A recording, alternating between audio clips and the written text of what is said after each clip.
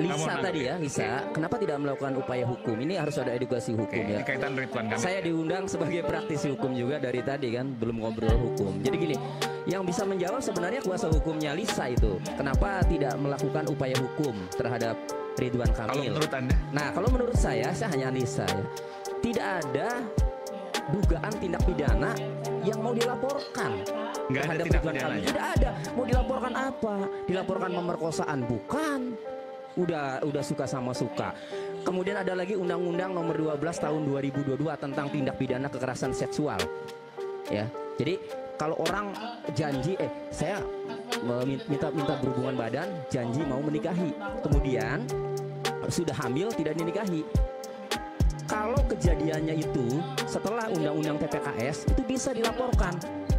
Tapi seandainya misalnya Ridwan Kamil ada sesuatu janji kepada Lisa kemudian dia lalai atau tidak ditepati, juga tidak bisa karena menurut keterangan Lisa juga kejadiannya itu kalau benar terjadi persetubuhan itu tahun 2021 sebelum Undang-Undang TPKS terbit 2022. Meskipun memunculkan celah itu bisa dilaporkan balik oleh Ridwan Kamil yang faktanya tidak dilaporkan balik, itu pertanyaan besar. Nah, saya jawab.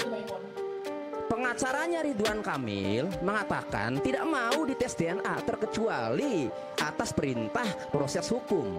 Pelaporannya pencemaran nama baik kepada Lisa. Kenapa tidak dilakukan? Karena pengacaranya Ridwan Kamil sudah mengatakan tidak akan mau tes DNA kalau tidak ada proses hukum, maka seandainya Ridwan Kamil melaporkan pencemaran nama baik justru sebagai pintu masuk untuk dilakukan tes DNA terhadap Ridwan Kamil. Kenapa? Karena kalau Ridwan Kamil melaporkan Lisa atas dugaan pencemaran nama baik, berarti dia tidak terima dituduh dia sebagai ayah biologisnya oleh omongan Lisa, klaim Lisa. Berarti klaim Lisa ini harus dibuktikan oleh dicari kebenaran material oleh penyidik.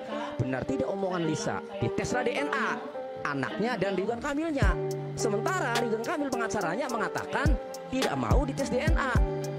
Itu menurut saya Ridwan Kamil juga tidak mau melaporkan Lisa pencemaran nama baik. Karena kalau melaporkan itu justru sebagai pintu masuk Ridwan Kamil bisa dilakukan tes DNA melalui laporan pencemaran nama baik tadi. Jadi maksudnya Ridwan Kamil nggak mau tes DNA gitu ya? Ya, Bang Endar soalnya ngomong. Nah, kemudian itu pertanyaannya. Itu saya mau tanya ke sama sebenarnya. Ya kalau itu kan yang dihindari. Sudah disampaikan sama pengacaranya. Bukan, itu yang dihindari. Ini analisa ya. Itu analisa. Yang dihindari.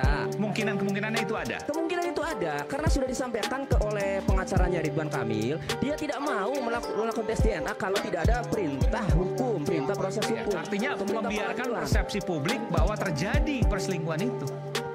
Bisa yang sama Ridwan Kamil yang tahu. Oke, baik.